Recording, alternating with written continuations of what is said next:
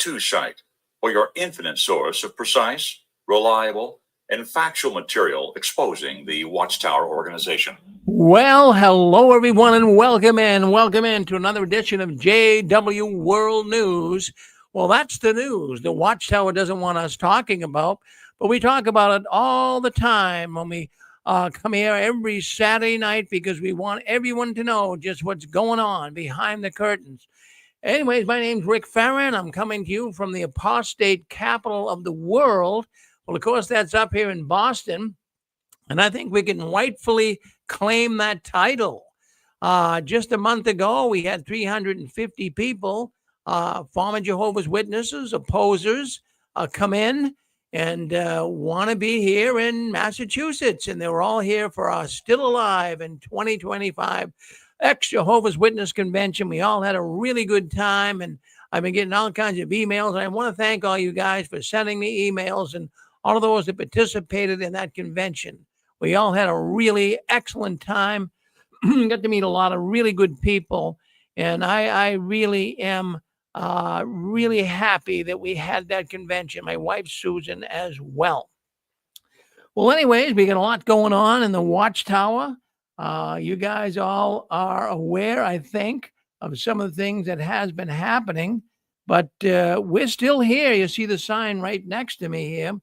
We're still here. And I have to really say that millions now living will never die. Remember that saying that back in the 1920s, Rutherford came up with that book.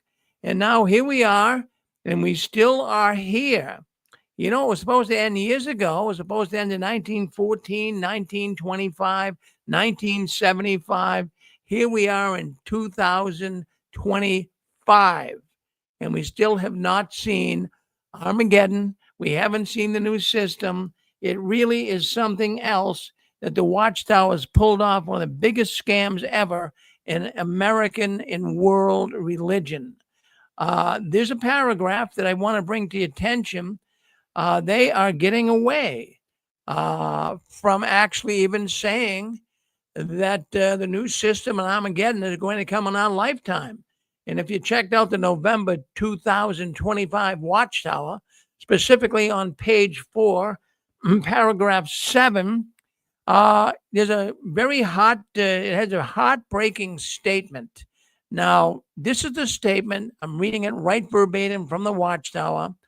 Perhaps you were saddened by the possibility that the end of the system will not come in your lifetime. Friends, that is right in the November 2025 Watchtower, right on page 4. So again, it says, it's a heartbreaking statement. If I was still a witness, well, I would have been in now for close to 70 years. If I was still a witness, it would be very heartbreaking. It'd be very difficult to swallow. But right in the Watchtower, I'm reading it verbatim, perhaps you are saddened by the possibility that the end of this system will not come in your lifetime. Can you imagine that? So look at, when I was going to school back in the 1960s, I was told that I wouldn't graduate from high school. Really. And, you know, I kind of put a lot of faith into that, but I graduated from high school and moved on in life. And, you know, so many of us heard statements like that back in the 60s and 70s that, you know, in the 1970s, 1975, the world was going to see a change. Armageddon was going to come and destroy all the wicked people. Now, we all remember, I'm going to play a clip. I want you to hear this clip. We've been playing it right along, but let me just get this up here so you can hear it. And I believe that this clip you should save this. You should really copy this clip. If you want this clip, write to me at JW World News, and we'll make sure that you can get the clip because, friends, all you have to do is play this clip to some of your Jehovah's Witness relatives and friends. Let's listen to the clip. Let's listen in right now. Is this year 1975 the final year, the last year before the Great Tribulation breaks and reaches its climax in the battle of the great day of God the Almighty at Armageddon. Well, we don't have to guess what the year 1975 means if we read the Watchtower, because the Watchtower has been very explicit as to what the year 1975 means for us. When God will bring the battle of Armageddon and clean this whole earth off, and you'll be ushered right into a paradise earth forevermore, never again to be afflicted with this satanic old system of things. It will be gone down. And at sundown on September the 5th, the lunar year 1975 ends. So you see, we haven't got much left to this year 1975. It's going to end at sundown of September the 5th. And that immediately after September the 5th, why the millennial kingdom of the Lord Jesus Christ must begin in order to fulfill the final 1,000 years of God's great seventh creative day.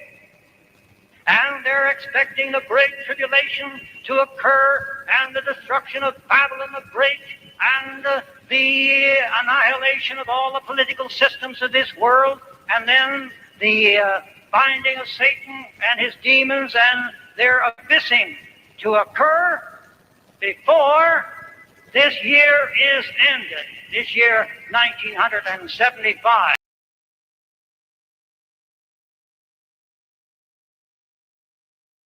Well, you heard it right there, right? I mean, how could you not reason on this? This is back in the late 60s, talking about 1975 and how 1975 was going to be the end of the world in Armageddon. Friends, it's stick a fork in the Watchtower, take them off the grill. I don't know how much more they can go, really. Now, I'll tell you, back in 1975, I had a friend that was pregnant. And what they said to her, well, what they said to the woman back then, she was a witness woman, she was pregnant, and they said that, you'll probably be having that baby you'll probably be having that baby in the new system. I mean, she was pregnant in 75, and they're saying, by the year out, you have the child, it'll be in the new system. So this is the type of stuff they were telling people. This is exactly the type of stuff that they were telling people. And to be quite frank, so many people bought it. I mean, so many people, they sold their homes. They went to where the need was great. And now in this November 2025 Watchtower, they are saying, don't expect Armageddon to come in your lifetime. How can they do this to people? How can they get away with this? This is just... Because they don't care about us. Well, they don't, Pixie. They don't care at all. But I'm just thinking, most older ones listen to this program.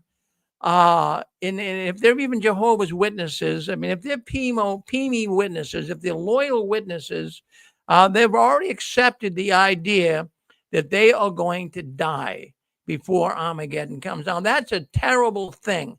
That is a scam. If you stop and think about it, they told the world, they told all of Jehovah's Witnesses that, they would not die. We would go right into the new system. Now we have all of these baby boomers that are dying off like fleas, really. And, they never saw the new system. That is a scam. They gave their life. They gave all their loyalty. They gave their money, their resources, everything to the Watchtower. And they died off never seeing the year, the end of the system. Now, also back in the 80s, and all you folks listening in tonight, many of you were living back then, most of you, in fact, I'm sure, it was inconceivable. They started even kind of alluding to the fact that, well, the year 2000, that's going to be a momentous year. Now, they never came out and said in writing, or they never had talks like Senutko or Fran saying it, but a lot of the witnesses were thinking that even the year 2000 was going to be the end of the system. We wouldn't go on to another millennium. But I'll tell you what, we did. And here we are in 2025. Can you believe that? And then I came across a book, The Nation Shall Know That I Am Jehovah, on page 216. It says shortly within our 20th century, the battle in the day of Jehovah will begin against the modern anti-type of Jerusalem Christendom. So many publications was saying it was coming, but yet the witnesses deny they ever said a thing. And now we have the November 2025 Watchtower coming out and saying, don't expect the new system to come in your lifetime. I mean, no, yes. Oh God, please forgive me, hon. But I was wondering, what if we could go back in time and tell all of our fellow brothers and sisters who were believing like we did when they were proclaiming Armageddon would come no later than the autumn of 1975, and they were starting the rumor that it could come way sooner because things were so bad. What if we could go back and say, guess what? Even though you're waiting for 1975, it's not going to come in 75. And I guarantee you that 50 years after the failure of 1975 Armageddon, the Watchtower is going to be saying, don't expect it to come in your lifetime. And if we could go back and tell them that, nobody would have been in the Watchtower. But the thing is, they are so detailed, slowly turning, that the Watchtower rights just keep on blindly following. Thank you, Rick. Well, thank you, Anne-Marie. Now, I'm thinking if there's any loyal witness listening into this program tonight, and we do get them staggering along and coming in. Now, I want to just say this to you. Obviously, you're starting to see the Watchtower crack. You're starting to see that they're not the organization that you thought they were. And I'm glad that you were noticing this. As a matter of fact, you're not the only one. There's millions noticing how the organization is dealing with their matters that they've taught for many years, changing a lot of their doctrine, their policy. We've been seeing this right along. And now we have a Watchtower article, November 15th, study edition, talking about the fact that, don't be saddened, but, it may be sad. In fact, they actually say it may be saddening, but we're not going to see the new system before you die. So, there we go. So, all this stuff, it should be enough. Now, if you're listening in and you are a loyal witness, let me just give you a little thought here. I know it's very difficult leaving an organization. You put all of your hope into, all of your trust. You have all of your feelings about resurrected ones and ones you love. You'll see them again. It's very hard to just cut the rope on that. It's very, very hard to disconnect. But you have to do it. You really do. Now I have to say this. The evidence is now very clear. You have to make a decision. Do you want to belong to an organization that lies to you? This is a bald-faced lie. The Watchtower religion, the Jehovah's Witnesses are textbook guilty. It's in print. Textbook guilty. Black and white false prophecy. That's just not coming from my mouth, as you consider me probably an apostate, but that is textbook guilty, friends. I don't see how anybody could be a Jehovah's Witness since this religion really has failed over 150 years of failed predictions. How could you do that? I mean, we talk all the time about what's the glue that keeps it all together. It's hard to know, but I'll tell you what, that glue, in fact, I'm going to tell you, people have been writing to me here at 6 Screens and giving me information, sharing it with me, and even saying a lot of their friends, close relatives, mothers and fathers, they all don't believe this anymore. They're all like PMOs, physically in, mentally out. In fact, I've always said, I've been saying it right along here for the last few years, there's probably as many as 4 million PMOs, but I'm going to up that. I'm beginning to think that almost all Jehovah's Witnesses are PMOs today. I really mean it. I have a question, yeah. Brother Farron. Yeah.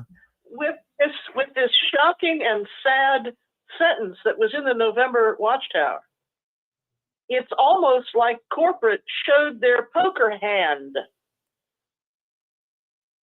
Oh, that's a good way to put it. Because I think if a person is, let's say, 90 and they've been in all their life and they read that, it would be very heartbreaking to them.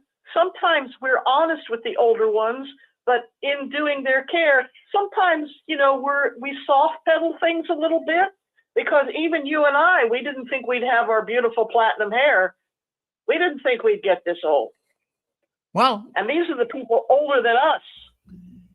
oh, it's unreal, Pixie. It's really just, the more I go over the news, and I do this every Saturday night, the more I am really seeing that the people in the Watchtower today, they cannot take this seriously. How can you take an organization seriously that is constantly in motion? Nothing seems to be etched in stone anymore. And then also what I heard coming in here today, and I've been hearing this right along here in the last couple of months, but I got information today, and it's coming right out of Bethel, that there are big layoffs coming. Now, we've been talking about layoffs. Dick was just mentioning it in Constance in their program earlier. There is going to be monumental layoffs. The Watchtower is in a big cutting mode. We're going to see it. The governing body has got to do something. The powers who run the financial position they have in the Watchtower, they are going to be cutting their staff big time. They're going to be really reducing the number of full-time Bethel workers. They're reassigning them to the field, to the field service where they came from, to their congregations. They want them to pioneer or go back, and the brothers and sisters in the local congregations they came from will take care of them. Now, I'm going to give you some information here. The workers in Watchtower, first of all, we got to understand, they don't really call them employees because they're not. The Watchtower considers their workers as volunteers, not employees. So the organization frames their actions rather than laying off. Generally, when you think of the term laying off, you think in terms of employees being laid off. But the Watchtower can get away with this. They're not calling them employees, even though technically they are, I suppose, to some degree. But the organization, what they're doing is they're calling this not layoffs. They're not saying letting people go. They're calling it reassignments. We're reassigning. So, it comes across a little softer. If you say a person's being laid off, you feel bad for the person. My goodness, they don't have a job anymore. But when you say, well, they're being reassigned, well, that would be like in the corporate world, right? Well, Rick Ferrin's being reassigned from Boston to Los Angeles. So, they use these words, these buzzwords, to change the whole meaning. So they're not calling them layoffs. They're talking about big reassignments on the horizon. Now, there's several factors. I'm going to give you some factors on what is driving this trend. Well, what's going on? But I'm telling you, this is what's going on. You're going to be hearing of tons of Bethelites being laid off. And one of the big reasons here, there's declining finances in the Watchtower. Did you know that? Their finances are declining, and they're now shifting to different priorities. Now, since 2015, I traced it back, did a little research on it. Since 2015, the organization has faced financial difficulties. In fact, this is what. I find that to be surprising. Yeah, well, they have faced it, Pixie, and it's leading. My feeling. If they think they have the heavenly hope, that you should take their $7 billion and go into space with it. That's where I'm getting to be. Right, but now understand, we talked about this before. You can have billions of dollars in assets, but you can have not a lot liquid. So this is what the Watchtower is facing. So this is what's really leading to cuts and increased pleas for donations. They're constantly asking for money because the money just isn't coming in. People don't have the money today. So, that's one place that they're going to cut back on a little bit. You're going to put food on the table. You're going to pay your rent. You got to put gas in the car before you're going to put money in the box. And so what we have here is also a bunch of zombie congregations. That's what I'm going to call them, zombie congregations. And the Watchtower is well aware of this. There are many congregations in Kingdom Halls that can't afford to pay the money that Watchtower is asking them to pay. Now, that's true. As a matter of fact, some of these congregations don't even give anything. They're that poor, from what I understand. So consequently, what's happening here is I'm calling them zombie congregations. They're really like dead. And the only reason why they're even meeting is basically like a social club, like the VFW or the Knights of Columbus. It's not really to learn. It's really not to learn to learn about theocratic means. It's just a social club. So the money has been being dropped off. Also, the Watchtowers had monumental technological changes within the last 10 years. There's been a shift to digital publications and online meetings. We see that they're really trying to move in that direction. So the organization has a need to reduce their print-related labor. They don't need people printing books anymore. And then the other information I got coming in here to the 6 screens is the role of the circuit overseer is now being really put under the microscope. They're really being evaluated big time. And in many cases, they're letting some of these circuit overseers go. They're not going to need them anymore. They got a shrinking organization. So what has been causing all of this? Why do you think they're selling all of these Kingdom Halls off? They're looking for cash. They need the cash. So I wanted to bring that to your attention tonight. Did Colorado want to say something? You're on with us, Colorado. Go ahead. Hey, Rick and Stan. Hey, I just have kind of an off-the-wall kind of a thought, but when they opened up the college again, really said it was okay. I know this is extreme, but I'm just wondering, could it be like a controlled demolition? To the whole thing, to the whole infrastructure. We've talked about it before, but to say, it's okay to go to school, we know it was using the world to the full, and why would you go into Satan's world when we only have a few years left and all that? But that's like a massive pillar, and when you take out that pillar, like bam, you can go to school. Nobody should say anything. That's a huge ass pillar for a lot of people. The pants, huge pillar. Beards, huge pillar. So I'm wondering this, Rick. I'm wondering what happens if they say Christmas is okay. What was once pagan is not pagan today, of course, or a birthday. It's a conscious matter. These are massive, massive pillars in people's minds. And so I'm just wondering, is this like a controlled demolition? Because the money is in those Kingdom Halls. And if they can take out enough of these pillars, which are the infrastructures that are propping up the people in the Watchtower, the belief systems, when they start knocking out these pillars, people start talking. And if you knock out enough pillars within the people, their belief systems that they held near and dear, there's nothing left. The people start talking, and I would think there would be a mass exodus. And that's why I'm wondering, is this a controlled thing, like a controlled demolition? When they take down a building, they take out certain pillars, and then the building collapses. When the building collapses, then they can sell the property. Massive amount of property, billions of dollars of property still on the books. So what do you think? You think that's a possibility? Oh, yeah. No, in fact, Dan, we heard that before. In other words, it's a controlled demolition, like you say. It's being done deliberately.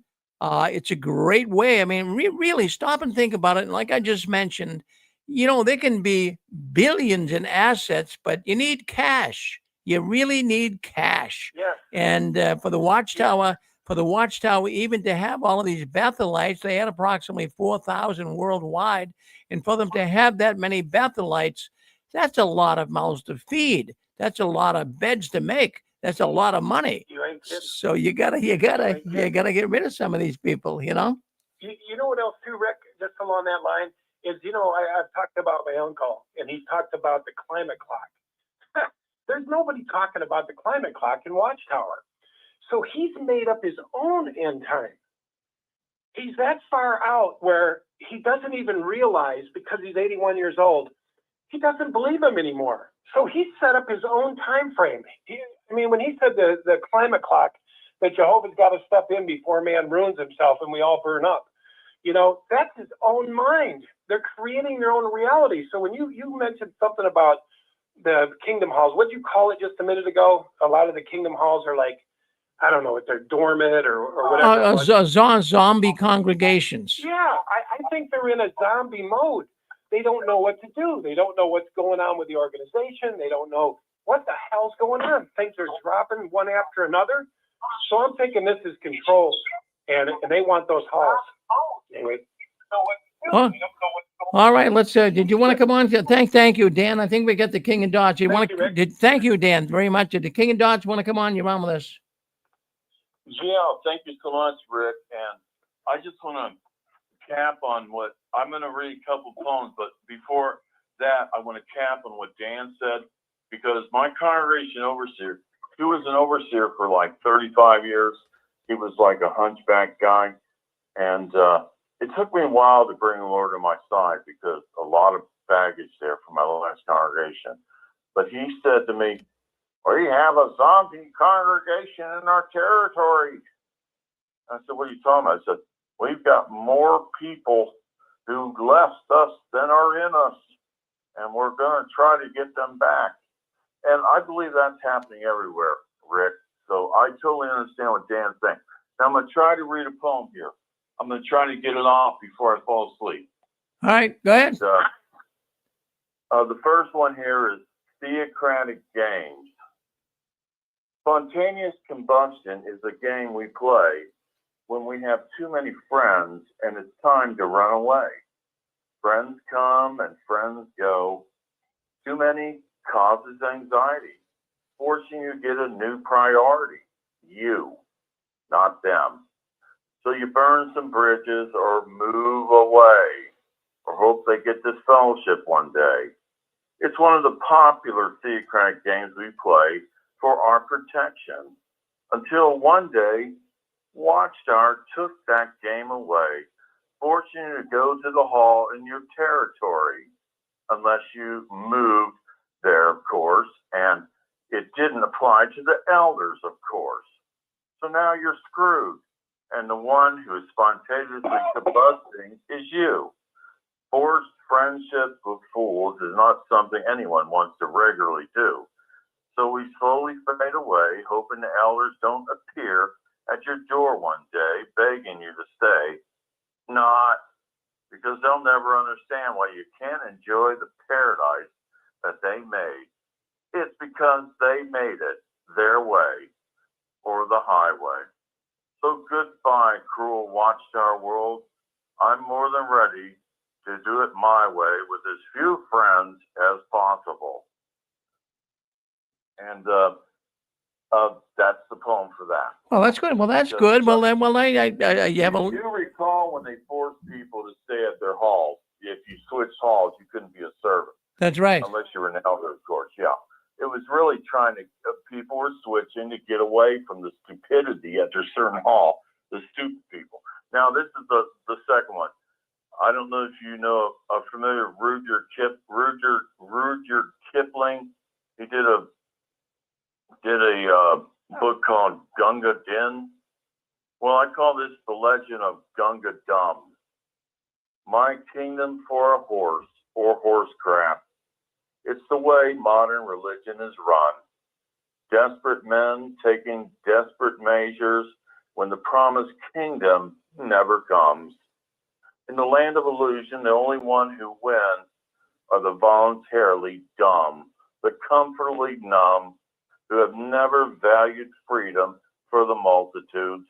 Only freedom for thee, but not for thou. They keep putting gold nose rings on a sow. Beliefs that have never withstood the test of time, always revised, always re-revised. They're legends in their own minds, lost in the sands of theocratic dates and times. But alas, Gunga Dum, You're a better man than I am, because I refuse to be caught holding a bag when a theocratic criminals run. Loyalty is truly a novelty when you're loyal to no one but 9 theocratic bums who couldn't tell the truth unless a donkey told them to.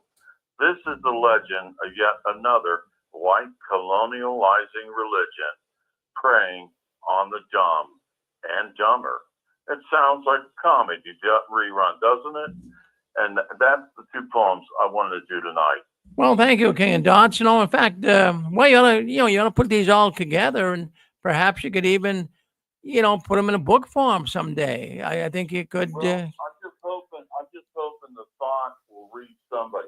I'm up to 500 of these type of poems now, Rick. Wow. And they're not nice. They're really not nice poems. They're not nice stuff. Okay. I mean, they're not stuff that you read to your kid at night. Okay? Right. Well, that's good. Well, you do good with it, King and Dots. My goodness gracious. Well, thank you for reading them here on the program. I'm going to do a poem for Dan eventually too. Yeah, do one for Dan. He'd like that. Dan inspired me to start writing poems. Yeah. So, Dan, you're up next, buddy. Well, thank you. Yeah, we got to move on here. I got a lot to do. We got a big program. I'm ready. Those are bestsellers, King and Dots. Those are bestsellers. We got to Thank you, get. Dan. Thank you so much. Yeah. Michael, go ahead. Michael King, you're on with us, Michael. Go ahead. Yep. Yeah, I want to go back to what Anne Marie said about if we could go back in time and talk to our brothers and sisters way back before 75 and tell them it's not coming. For the sake of repetibility, I say this all the time because I know that new people and even witnesses listen to your show. So I'm going to say it again.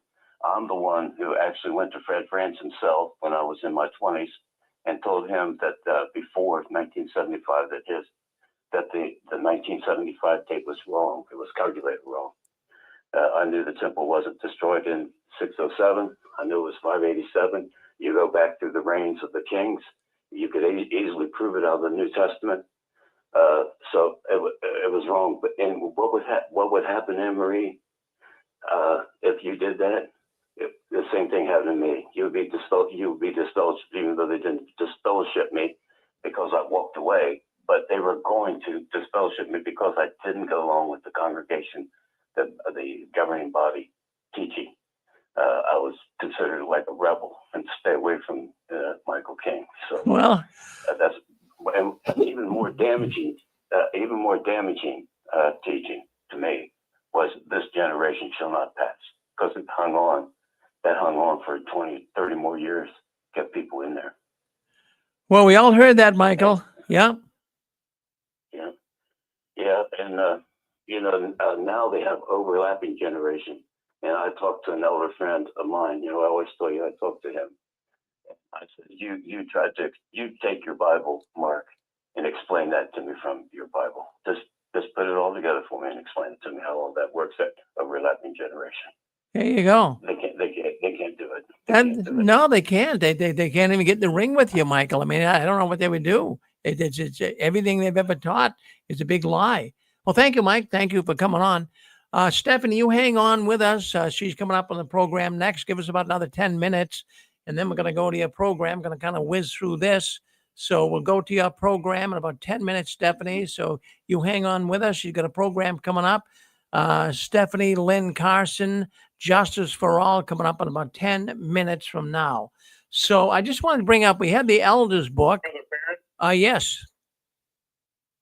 I just had a quick question. With the impending layoffs that you just mentioned, Yeah. how does that affect this new? This new building that you're trying to do? I almost called it Warwick, but I don't think it's Warwick. But there's one that they've been planning on building. How do the layoffs affect it? Is that still on the chopping block? Well, I'm going to tell you that. Or have they dropped that, or what? Well, from what I understand, there's a lot of controversy about it. There's a lot of controversy. I've been kind of following it, but it seems to be stuck in neutral right now. There's a little bit of activity going on, but I really feel that project is never going to be done. It's just never going to be done. Personally, I feel that what they're doing in Ramapo, it's a fundraiser. They got some construction trailers out there. They're going through the motions. They chopped some trees down, but there's no structural buildings are being built. They're just kind of going through the motions out there. They're more or less suggesting to the witnesses that they're going to go forth with it. But I'll tell you what, that was supposed to be built by next year. It's going to take 4 years to build. So nothing's really going on, but no one's saying a thing. Everyone's quiet about it, Stefan. But just it brings back a thought of Tim and Fanny Baker. What was her name? Fanny? Was it no? What was her name? Well, Tim Baker and his wife. I forget her name now. But if you remember them, they were going to put this. Tammy Baker. I'm sorry. So they were going to put this big amusement park, so to speak, in North Carolina, and people could buy condominiums, and they were raising money for this, and they raised a ton of it. But they actually ran into big legal trouble because it was a big scam. It never got built. And geez, I'll tell you, the Watchtower is probably doing everything they can to avoid some big scam. But they are asking people for money pretty much on a regular basis to give to Ramapo. But that project is gonna. In fact, I got information coming in here to 6 screens, anywhere from 300 million to 500 million, $500 million. And the Watchtower, they're not seeing any increase in donations. And why would you go on? You're going to be laying all these Bethelites off, like you just said. Why would you go on and move forward with a project like that when you're basically downsizing? It's not sensible. Exactly. So everything the Watchtower does lately, though, Stefan, is not sensible. In the news this week, all the Silicon Valley rich young people that own Silicon Valley were at the White House in ties. And this was a surprise because we're not used to seeing them dressed as the billionaires that they are. And Tim Cook from Apple, $600 billion is going into something. And I couldn't even make heads or tails of what it's going into, but we are in a new system. It's not the new system. It's not Paradise Earth. I don't know if it's going to be utopia or dystopia, but we are in something different that none of us down here at the bottom understand. Pixie, well, thank you for saying that. That's said well. I agree with you. We are entering a new period of time. This is not the same world. COVID changed everything. And those high-profile billionaires, like you say, I was kind of following that myself. What Trump is trying to get them to do is develop more AI. He's trying to get them to put more money into technological advancements in this country. And I think it's a good thing Trump's doing. But boy, I will tell you, this AI and all this technology is changing the world for us, Pixie. It is a new world. It's a new world. Thank you. I just want to bring up, before we do go to the new program here that Stephanie Lynn Carson has, I wanted to bring up just briefly about the Elders book. Now, a new one for 2025 was released. Now, if anyone wants a copy of it, I can give you a PDF copy of the new Elders book. Just write me at JW World News. Say, hey, Rick, I want a copy of it. I'll send you the PDF off. It has all the changes. And a couple of things I noticed. I'm not going to go too deep into it. I'll cut right to the chase. But it is a brand new book. And what I'm learning now, too, is that different countries are getting different addendums in their understanding. Well, I'll get into that in a second. But the first thing I wanted to mention is certain words. And I wanted to bring this up tonight. Do you guys all know what a word? Certain words. And I wanted to bring this up tonight. You have to turn the Apostle Baby, you got to turn the YouTube off because it echoes. But I want to bring up here tonight that did anyone ever hear of a word cloud? Have you ever heard of what a word cloud is? I had no idea what that was. But anyways, what it, I've heard of. Oh, sorry. yeah, you have. Yeah, well, that's I'm gonna put one up here right now. I do have a word cloud, that I want you to see, and I'll explain to you what a word cloud is. It's kind of a new thing because of AI and the internet and what have you. Well, there's a word cloud right there, and you can see it on my YouTube screen and Facebook. Now, what a word cloud is, I'll give you the definition of what it is.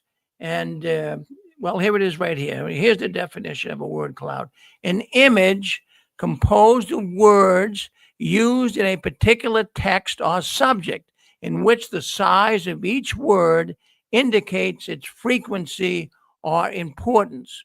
So what you do is you take the whole Elders book, like someone did, and you run it through, through a scanner. You get it out there so AI can analyze it.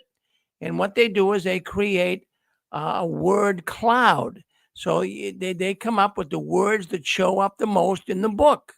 Now, I want to thank whoever did this, because I picked it up online. I found it very fascinating that we now have this word cloud. That's what you're looking at right now.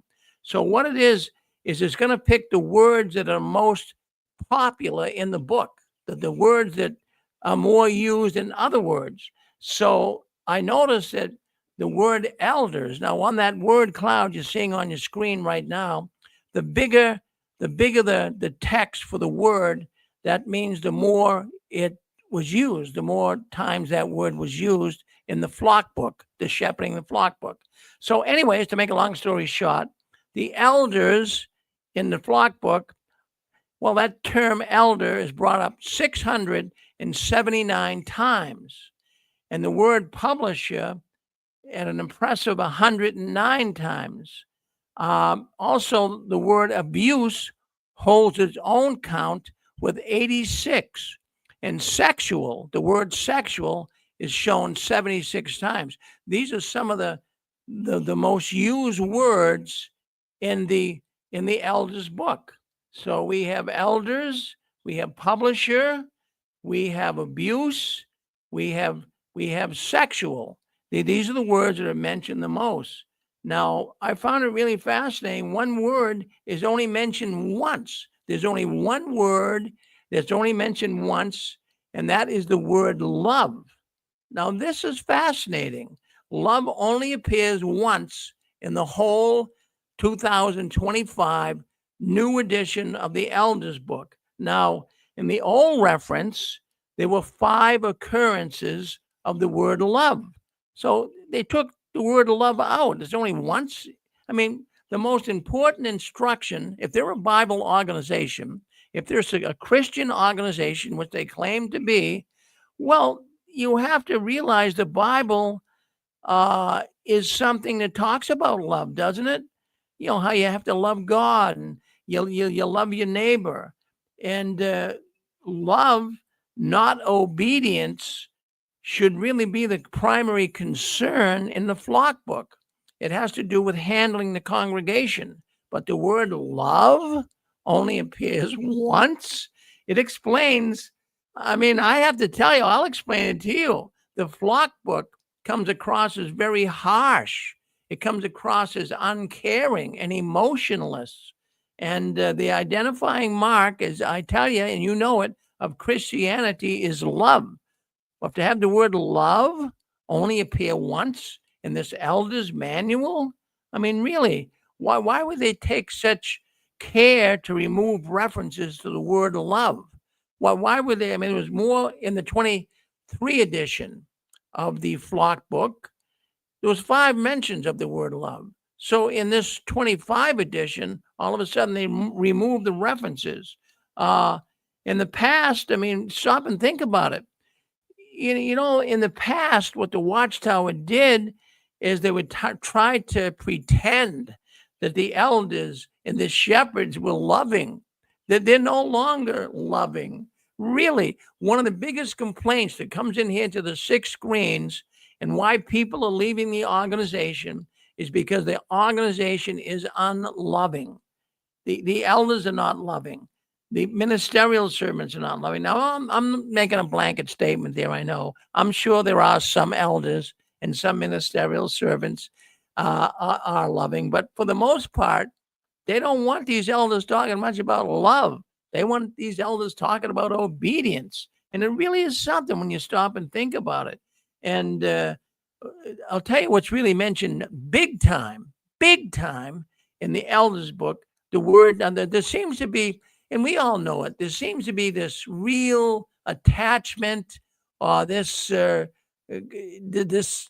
position the Watchtower takes on genitals, masturbation, removed. They're now using that word, of course, for disfellowship and unrepentant. So these are words that are used a lot in the book. Masturbation, genitals. It's a sexually perverted organization. Now, the other thing I noticed in the New Elders book, Jesus gets 4 mentions. This is supposed to be a Christian organization, and Jesus only gets 4. Jesus is only mentioned 4 times in this book. Jehovah 36. Pornography. Oh my goodness. Pornography. They get 27 times it's brought up. So if you look really closely at that graphic I put up there, you might not be able to see it. It might be small. But in other words, the largest print, the largest text words appear the most in that graphic that I got up there right now. But the word Bible, you can see it's off to the right-hand corner. It's mentioned very little. I don't know what the count is. Probably 3 or 4 times the word Bible is used. So, it's really downheartening to supposedly have a Christian organization that this book is nothing but, to slap people in the back with it, to be able to, bring them up as sinners, to show no love. That's what I'm getting from the book. But there wasn't many big changes in there.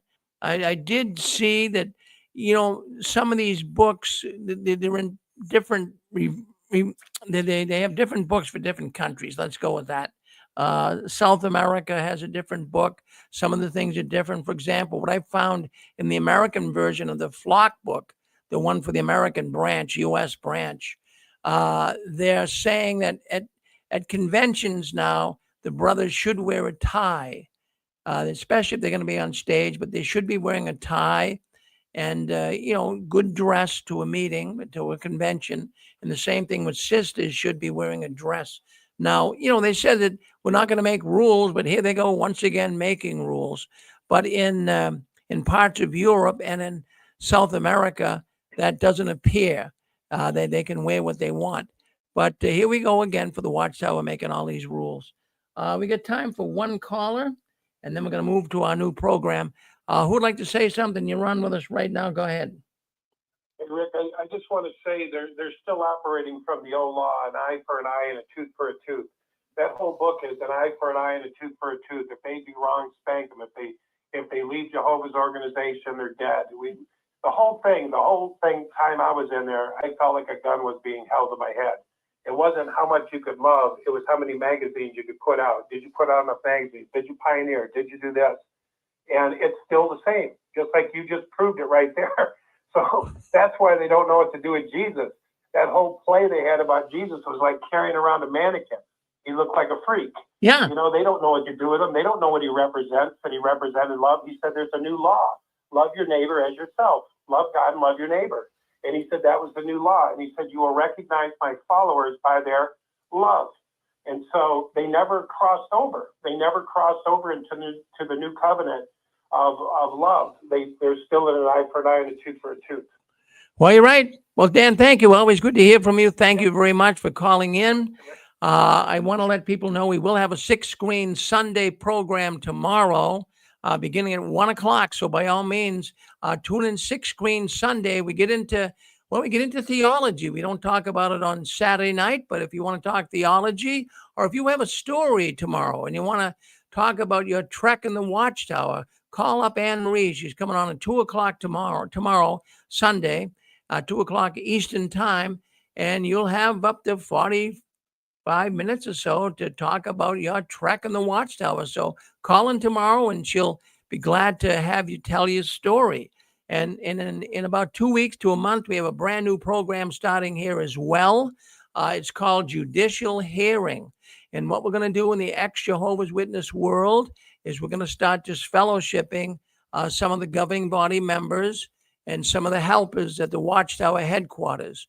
On our first program beginning, it should be in 2 weeks, or it might be a month, somewhere in that area. We have a program. We're going to have 2 elders permanently on there from the ex-witness world, and then we're going to have a traveling elder come on with us every week, and we're going to individually disfellowship symbolically the governing body for doing what they have done to Jehovah's Witnesses. And the first one we're going to disfellowship is Garrett Loesch. And we're going to have a little narrative. It'll be an hour program. You'll hear why we're going to disfellowship them. And the audience can call in, participate as well. So we're looking forward to that program. That's starting in 2 weeks to a month, somewhere in there. Judicial hearing coming on the 6 Screens Telenetwork. Well, I hate to end it here, folks, but we have to get to Stephanie Lynn Carson. She has a program, Justice for All, and we're looking forward to her tonight. So we're going to leave right there with that. We're going to leave JW World News. Sorry for the abbreviated edition. We couldn't do our contest tonight that we have with the trivia, but in 2 weeks we will do it. We're making some adjustments to the program here, so there won't be more time for JW World News. But I want to thank everyone coming in tonight. I want you to keep standing tall. Don't you ever let your visions die. And the last one, leaving the Watchtower, by all means, turn off the new light. Let's end this program. Let's go over to the next studio and say hello to Stephanie. All right, let's end this right here. Okay.